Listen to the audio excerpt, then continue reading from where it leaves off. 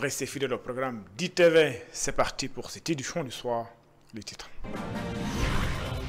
2 talibés meurent noyés dans les ravins de Nioro du Rip. L'adjoint au maire invite les autorités à prendre des mesures urgentes. Les ravins, dit-il, constituent un danger pour les populations. Recrudescence des attaques à main armée en Casamance. Le spécialiste du conflit casamançais, Noah Cissé, invite l'État à rester sur ses gardes malgré la signature de certains accords avec le MFDC. Il regrette le climat d'instabilité qui règne dans la région sud. La FGTSB annonce une plainte contre Mbalo Diathiam. Ses membres l'accusent d'usurpation de titre de secrétaire général de la centrale. Il fustige également son attitude et entendent aller jusqu'au bout. Crise à l'université du job de Bambey, de bonne volonté s'implique pour sa résolution en ce qui concerne les éventuelles menaces sur l'année académique. Le chargé de la communication de ce temple du savoir ne se fait pas de soucis. Voilà pour les titres. Le développement, c'est dans une poignée de secondes. Bienvenue. 2 talibés retrouvés morts dans le ravin de Nioro du Rip. L'adjoint au maire de Nioro, très attristé par cette situation, Cheikh Ahmed Tidiane Wilan estime que des solutions urgentes doivent être trouvées. Les ravins constituent un danger pour les populations selon lui. Je vous propose de l'écouter, d'être interrogé par Sekou Diallo et Astombaye. C'est suite à une noyade, l'un et la famille Dramé, il sera inhumé à Ndofane, dans le département de Kaolack, et l'autre à Nioro cet après-midi à 17h. Les Dramé a une rivière qu'on appelle Déboureille. Mais les talibés qui ont 8 ans, 9 ans, moins de 10 ans, c'est un danger pour eux. Parce que le marigot, en dehors des cours d'eau, il y a des moissons qui, pendant la saison sèche, creusent des trous pour faire des briques. Quand la pluie arrive, ces trous sont inondés, sont remplis d'eau, et l'enfant ne peut pas distinguer là où il y a un trou, il n'y en a pas. On a tout fait.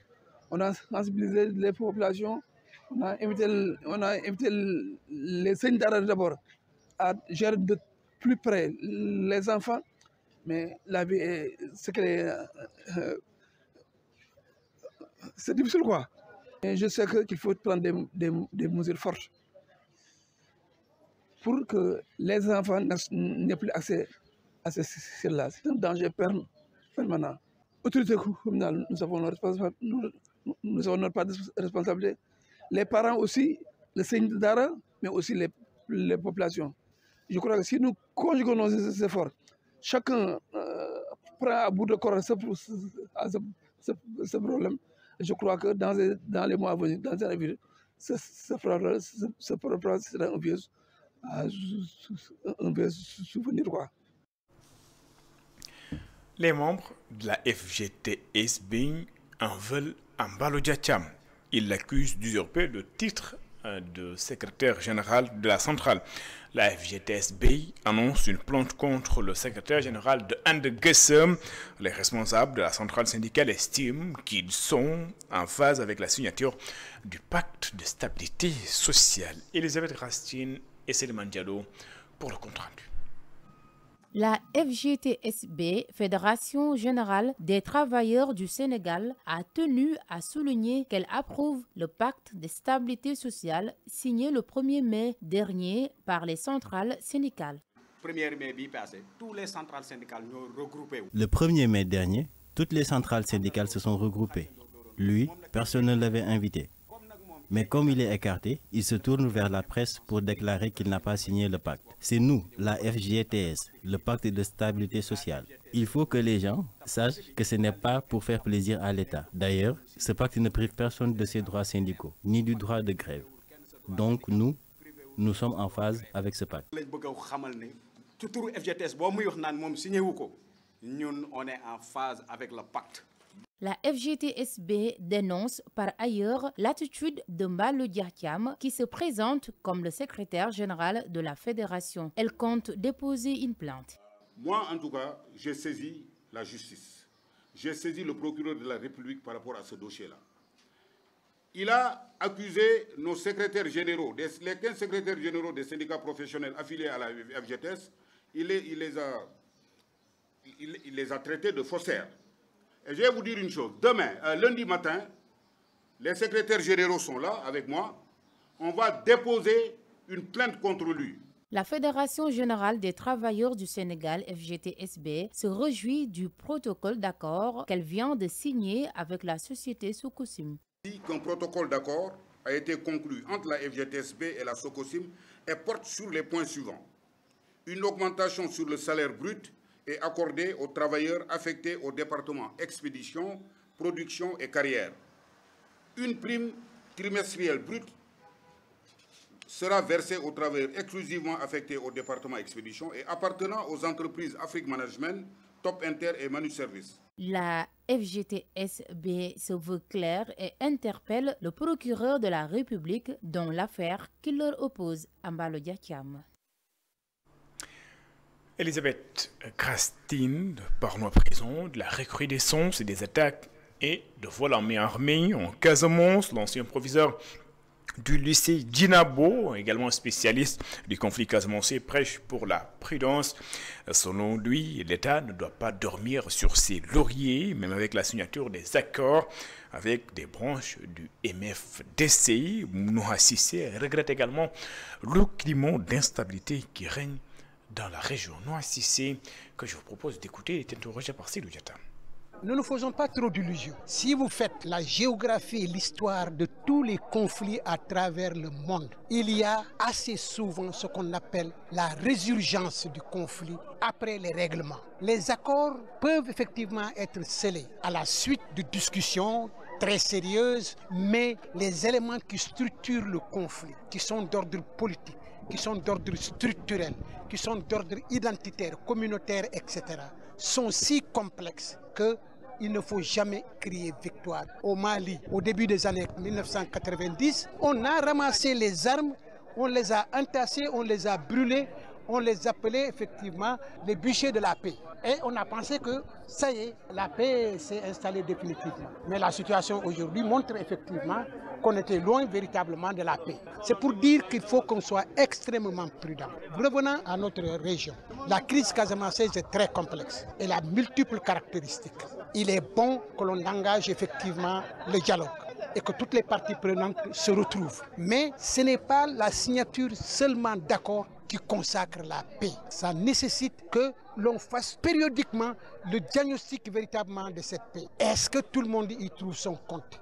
Y a-t-il des insatisfaits? Est-ce que le plan Diomaye, par le retour des déplacés, en finançant leur habitat, en les capacitant dans les activités agricoles, est-ce que cela est seulement suffisant? Qu'est-ce que cette paix signifie pour certains autres?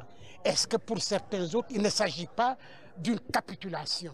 Donc, c'est des questions qui sont très, très complexes. Ça a été très bien qu'il y ait eu les accords, ça a été très bien qu'il y ait eu le bûcher des armes à Mamatoro, mais également qu'on ait fait exploser les mines et autres. Mais dans les terroirs respectifs, il faut qu'on prête attention aux communautés pour comprendre leurs préoccupations, mais leur amertume, leur déception. Il faut de manière acharnée travailler à ce que petit à petit, les rancœurs qui structurent quelquefois la mentalité soient attaquées et bien attaquées pour que véritablement on trouve une paix définitive.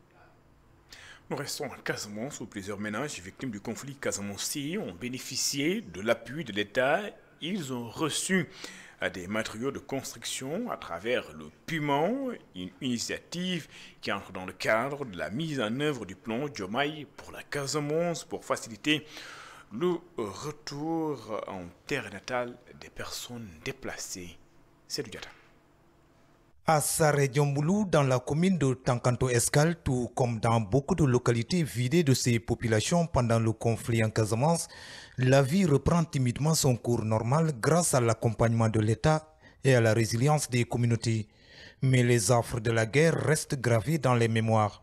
Je suis de Talto, Diega. Il y avait des maisons brûlées et il y avait des boutiques qui ont brûlé et qui ont pénétré dans les maisons et amené tous les matériels. Il y avait même un chèque là où on avait des graines. Avec la coopérative, ils ont brûlé même ça. Et aujourd'hui, il y a des gens qui ont commencé de revenir. On a reconstruit quelques maisons là-bas. Avec le plan Diomaye de la Casamance, de piment, le programme de piment aujourd'hui, je fais partie des bénéficiaires. L'heure est à présent à la consolidation des acquis, comme en témoigne l'intervention du piment dans la zone en rapport avec le plan Diomaye pour la Casamance. Nous nous sommes réunis ici dans la commune de Tankanto Escale, arrondissement de Dioulacolon, avec également une délégation du PUMA, de l'ANDRAC et aussi de services techniques régionaux qui nous ont accompagnés pour procéder à la cérémonie de remise de matériaux de construction à des ménages qui sont déplacés de retour. Donc 20 dans la commune de Tankanto, 8 pour la commune de Médina Elhadj et 2 pour la commune de Guiré-Yoroboka. Au niveau de la région de Kolda, Tankanto Escale semble être la commune qui en a souffert de plus parce que la plus grande partie de la commune se trouve le long de la frontière. Donc, j'avoue que nous avons accueilli cette aide venue à son heure.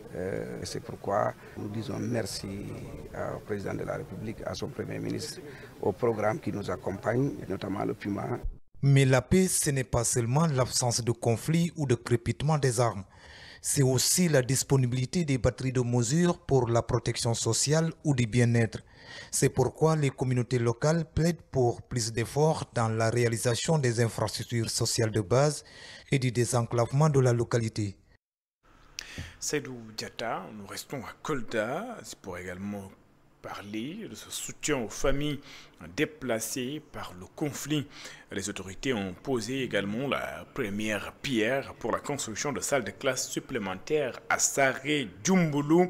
L'adjoint-gouverneur de Kolda annonce plusieurs projets dans le cadre de la lutte contre la pauvreté dans cette localité. Bonaventure Kademo, adjoint-gouverneur de la région de Kolda, que je vous propose d'écouter.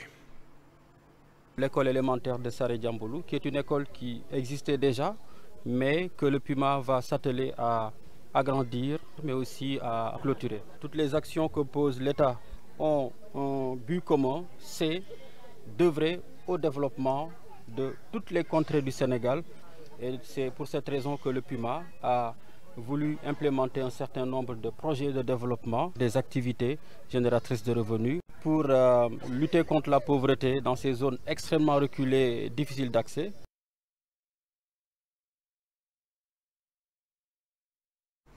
Et puis, parlons tout à fait d'autre chose. Il s'agit de la plateforme Campus N qui a été lancée officiellement hier.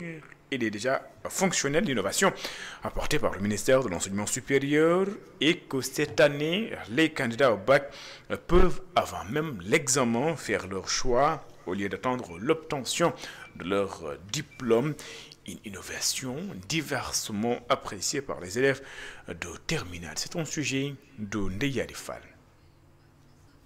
En ce début de journée pour ensoleiller, nous avons plongé au cœur de l'ambiance animée du lycée mixte Maurice Delafosse. À l'intérieur comme à l'extérieur, des élèves crient ici et là, profitant de leur pause dans une atmosphère toujours aussi vivante. Les élèves de terminale, quant à eux, saluent et applaudissent l'innovation. Très content de cette innovation initiée par le nouveau gouvernement, élèves en classe de terminale B au lycée mixte Maurice Delafosse estiment qu'il s'agit d'une excellente initiative. Je trouve que l'innovation elle est faite pour améliorer les élèves. Vous savez, en terminale, nous les élèves, la principale chose que nous voulons, c'est avoir le bac. Campus N, c'est vraiment quelque chose, c'est bien en fait quoi, parce que ça motive les élèves, ça montre que le bac, on est à quelques jours du bac. Accompagné de 2 de ses camarades, élèves en classe de terminale S2, trouvent que c'est une bonne chose de le faire maintenant, plutôt que d'attendre après le bac. Je pense que c'est beaucoup plus, c'est mieux d'abord pour nous, comme ça on va avoir le temps de... En même temps, en révisant, on va avoir le temps de faire nos choix et tout. C'est sûr que ça va être un peu difficile. Peut-être ça va nous prendre des semaines où je pense que c'est bien, selon moi. Au lieu de le faire après le bac et tout ça. Un peu plus loin, nous rencontrons Nyanya devant le portail de l'école.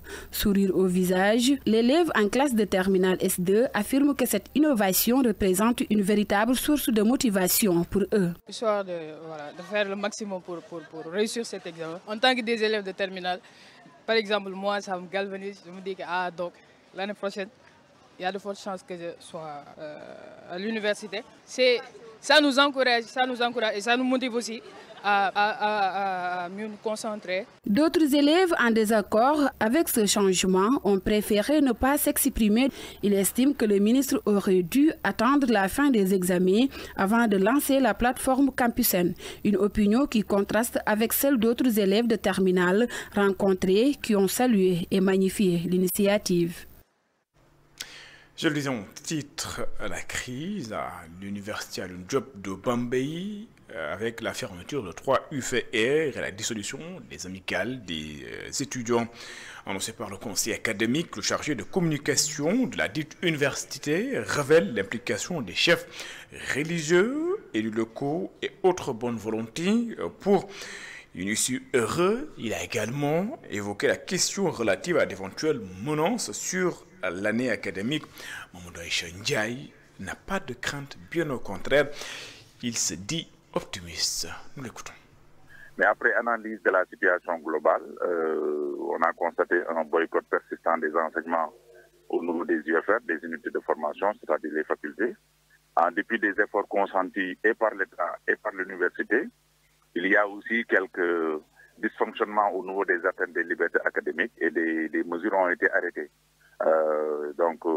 Mais le maintien du calendrier universitaire reste en vigueur et nous avons aussi pensé que les étudiants vont savoir raison garder et revenir dans les amphis pour continuer les enseignements pour le bien de tous. Mais il n'a jamais été question de rupture de communication. L'autorité rectorale continue de discuter, les bonnes volontés aussi des élus, des députés et pas mal de responsables, des chefs religieux continuent à voir un peu comment améliorer les conditions réclamées par les étudiants. Le meilleur reste à venir dans la mesure où chacun fait de ses efforts pour pouvoir trouver quand même la raison et d'avancer dans les enseignements.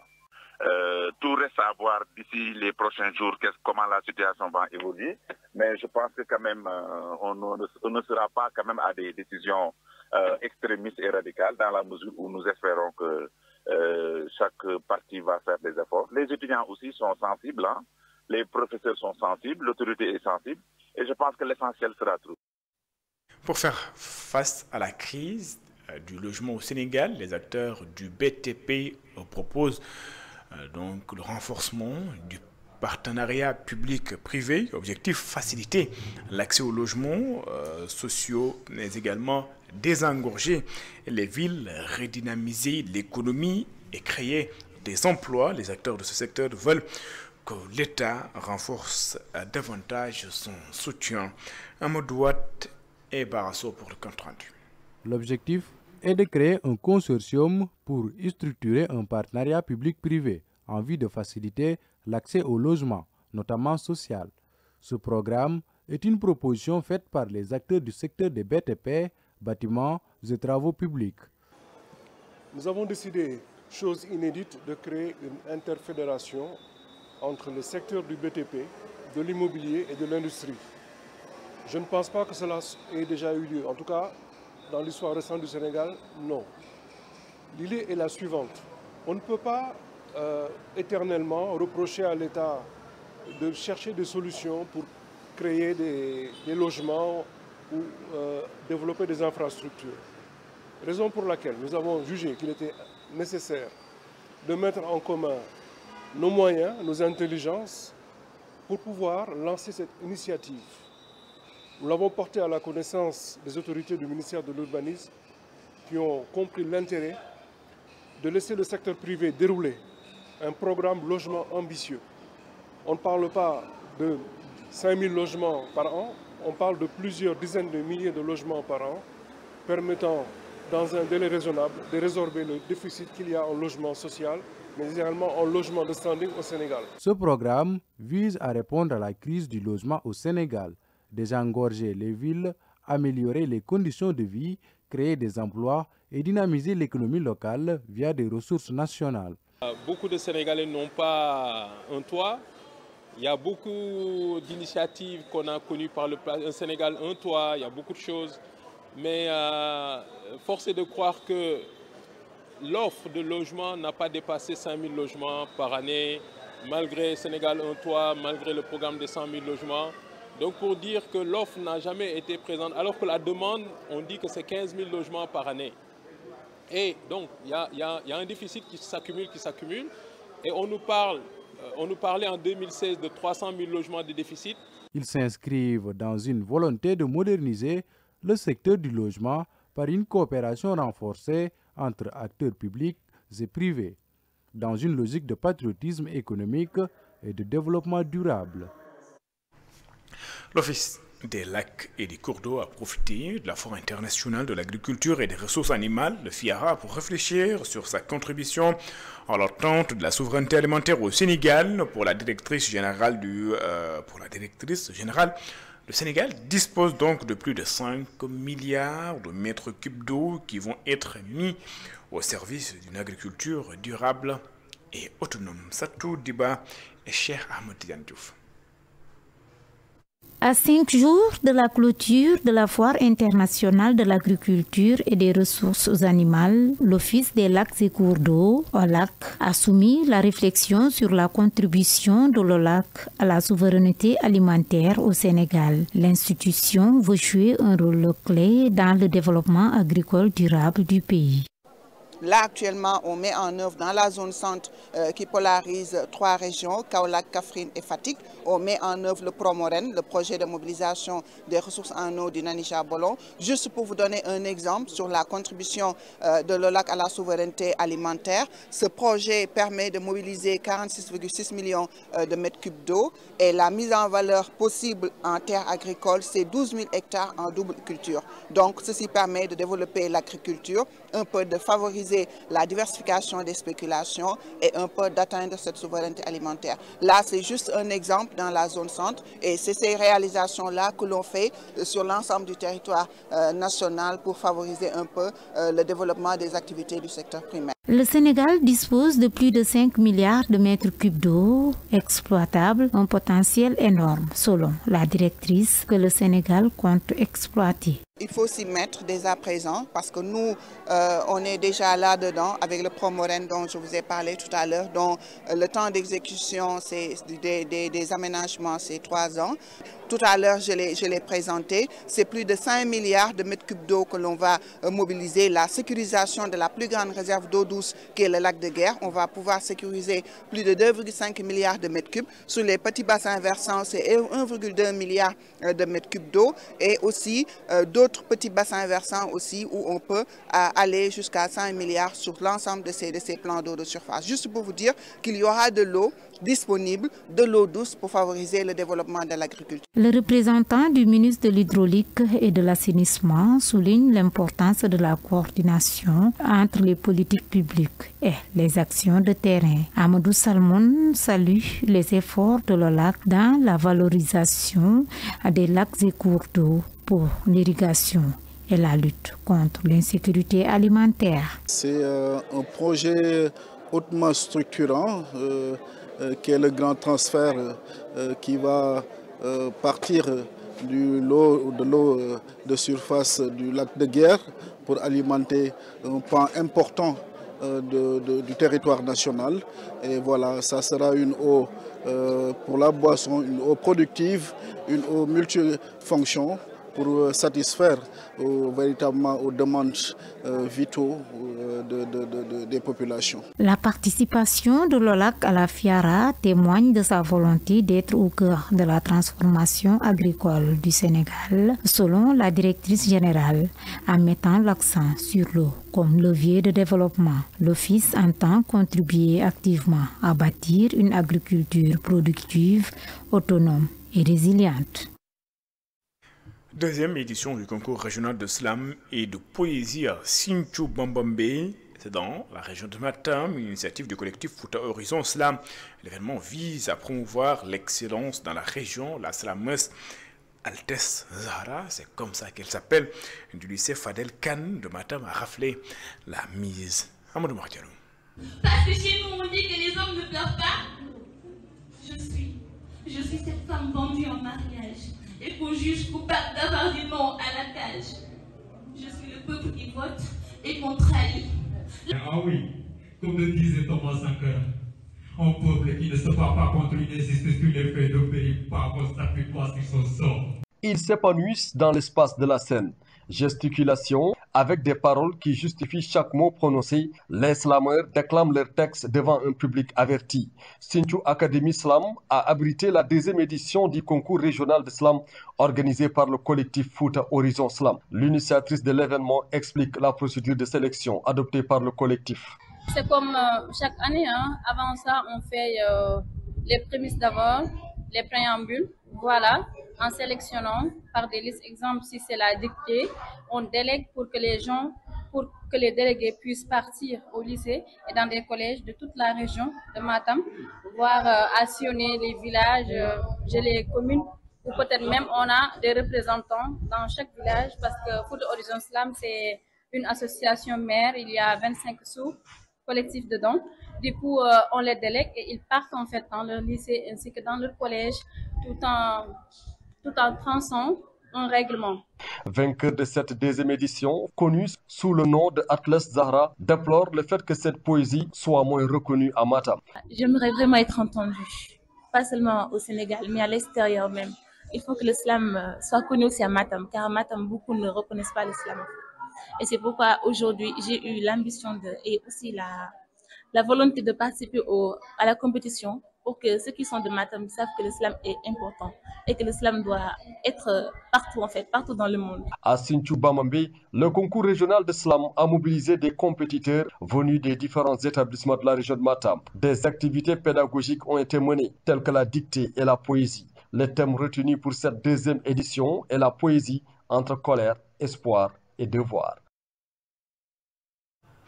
Amadou Martialou, merci. C'est la fin de cette édition. Merci de l'avoir suivi. Excellent suite de programme sur les antennes d'ITV. Je vous donne rendez-vous juste après cette édition pour votre émission L'invité de la rédaction. L'invité de la rédaction avec un goût spécial hommage à Landing Savané. Je reçois donc ce soir le professeur Ahmed Tidiane Guiro. Il est le président du comité d'organisation du Sargal de Landing Savané. À tout de suite.